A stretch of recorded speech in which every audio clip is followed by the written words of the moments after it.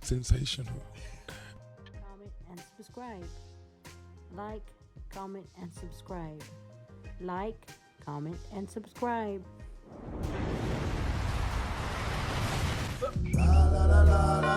I've had is because I say what I think.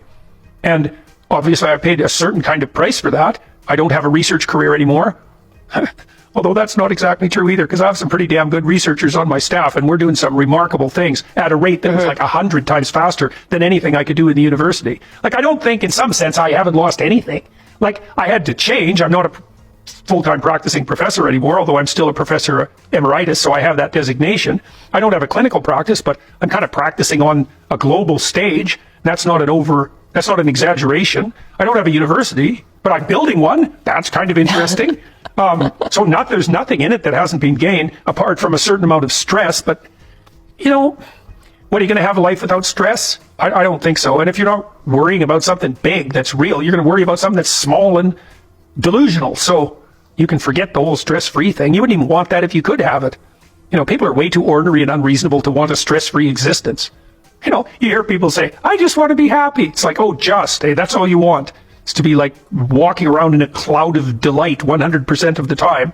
And then they say just as if that's the easiest thing in the world for anyone to imagine and manage. It's like, no. The sorts of problems that trans people face every day, being out of housing, being considering. These are really big problems. My refusal to use pronouns because left-wing activists want me to use them has nothing to do with whether or not trans people are having difficulties in society. And I'd also like to point out that I've had many letters of support. I've had many letters of support from trans people, and they tell me that the trans activists don't support them, and most trans people actually wanted to be referred to as he or she. Doesn't mean they that weren't you my are friends. Untransphobic. They weren't my friends. Just because you know a few people, just because you've talked to a few trans people, you don't know the trans community like the trans community does. You've got no idea what it's like. Professor P, I'm sorry to interrupt. Let's let Professor Peterson finish his thought, please. All right. So the trans activists aren't proper representatives of the trans community because they haven't been elected by the trans community. Nobody elected you either, Jordan. I'm not speaking for anyone except myself, and on behalf of other people, perhaps who want to maintain the right to free speech. I'm not claiming that I'm a representative of white people or white men or any other group. I'm speaking on behalf of myself. And so I'm not taking... But Professor Peterson, let me jump in there, though, because we have seen an evolution of language. There are words that we don't use anymore. Not by legislation. Well, legislation or not, there are words that have evolved. We don't use, for example, I'm Asian. I would bristle if someone called me Oriental. That is an evolution of how we use words.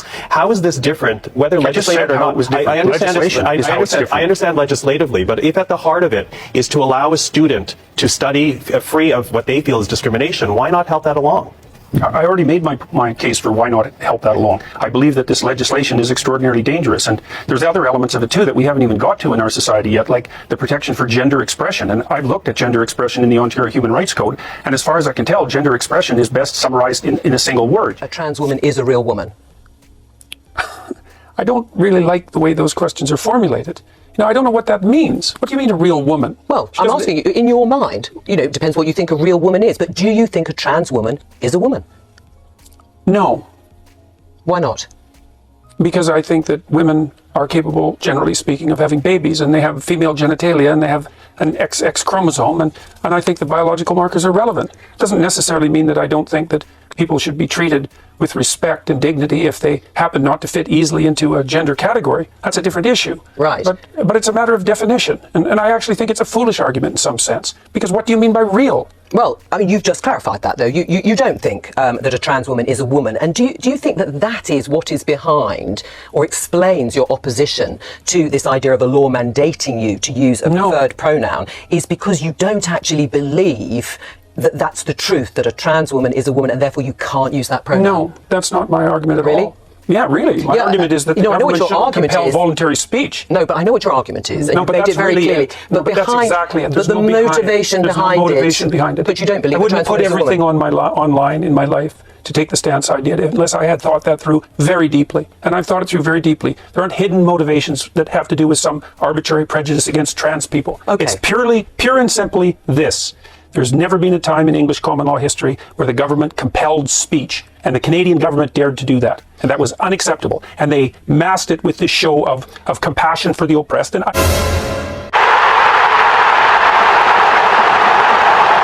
show goes on! This is my choice, This is my choice.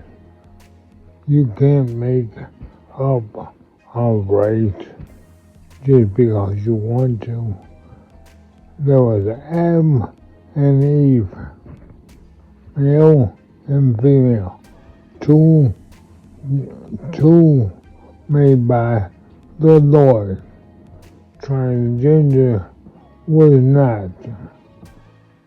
So if you dating a transgender person and you're male, whether they want to be male or female, not for me.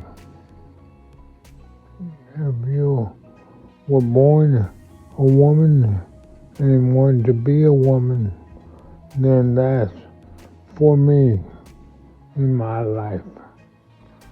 Because the Lord created Adam and Eve, not Adam, Eve, Steve, and Louise.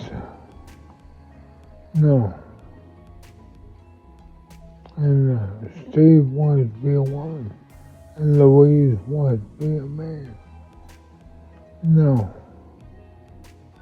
So, if you want to be something else, you can, but you cannot make everyone accept that, because some things are not true, some things are.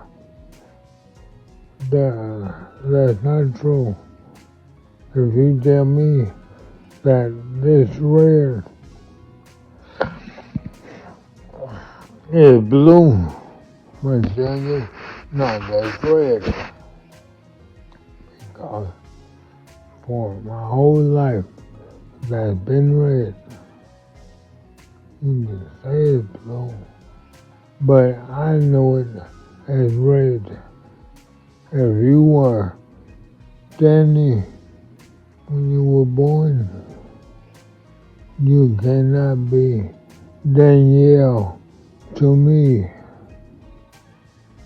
Because in me, acknowledge that I knew you as Danielle, as Danny. I would never know you as Danielle. I may call you Danielle, but I know your name was Danny. It's just like one of my friends changed his name. His name was Bob, but he changed his name to Andre. But I knew him as Bob. Now I call him Andre because he changed his name. But I also know that his name was Bob.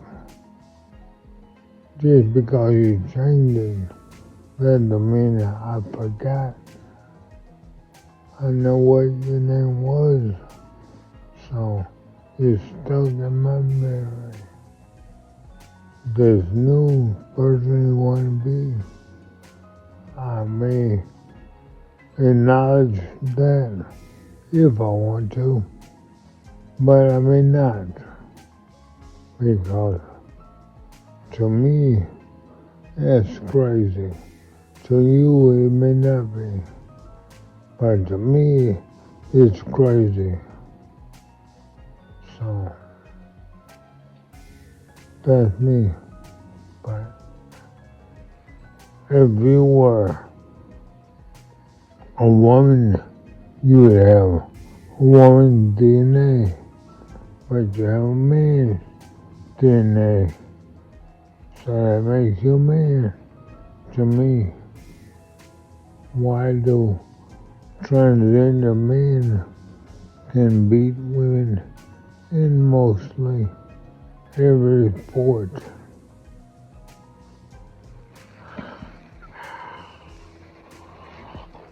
because they have male DNA. That's why they are superior in that aspect.